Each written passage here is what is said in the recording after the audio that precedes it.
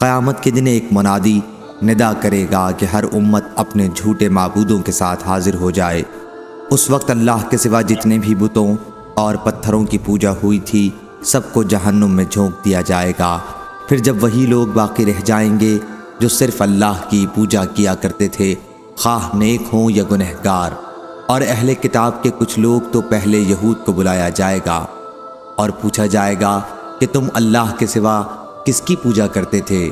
وہ عرض کریں گے کہ عزیر ابن اللہ کی۔ اللہ تعالیٰ ان سے فرمائے گا لیکن تم جھوٹے تھے، اللہ نے نہ کسی کو اپنی بیوی بنایا اور نہ بیٹا، اب تم کیا چاہتے ہو؟ وہ کہیں گے ہمارے رب ہم پیاسے ہیں، ہمیں پانی پلا دے۔ انہیں اشارہ کیا جائے گا کہ کیا ادھر نہیں چلتے؟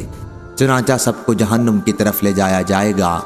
وہاں چمکتی ریت پانی کی طرح نظر آئے گی، باز باز کے ٹکڑے کیے دے رہی ہوگی۔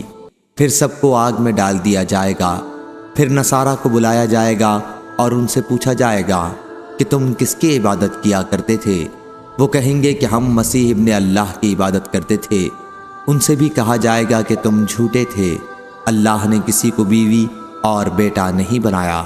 پھر ان سے پوچھا جائے گا کہ کیا چاہتے ہو، اور ان کے ساتھ یہودیوں کی طرح برتاؤ کیا جائے گا، یہاں تک کہ جب ان لوگوں کے سوا اور کوئی باقی نہ رہے گا جو صرف اللہ کی عبادت کرتے تھے، خواہ وہ نیک ہوں یا گنہگار، تو ان کے پاس ان کا رب ایک صورت میں جلوہ گر ہوگا جو پہلی صورت سے جس کو وہ دیکھ چکے ہوں گے ملتی جلتی ہوگی، یہ وہ صورت نہ ہوگی۔ اب ان سے کہا جائے گا اب تمہیں کس کا انتظار ہے؟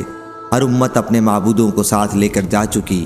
وہ جواب دیں گے ہم دنیا میں جب لوگوں سے جنہوں نے کفر کیا تھا جدا ہوئے تو ہم ان میں سب سے زیادہ محتاج تھے، پھر بھی ہم نے ان کا ساتھ نہیں دیا، اور اب ہمیں اپنے سچے رب کا انتظار ہے جس کی ہم دنیا میں عبادت کرتے رہے۔ اللہ تعالیٰ فرمائے گا کہ تمہارا رب میں ہی ہوں۔ اس پر تمام مسلمان بول اٹھیں گے کہ ہم اپنے رب کے ساتھ کسی کو شریک نہیں ٹھہراتے۔ 2 یا 3 مرتبہ یوں کہیں گے ہم اللہ کے ساتھ کسی کو شریک کرنے والے نہیں ہیں۔ صحیح بخاری حدیث نمبر 4581۔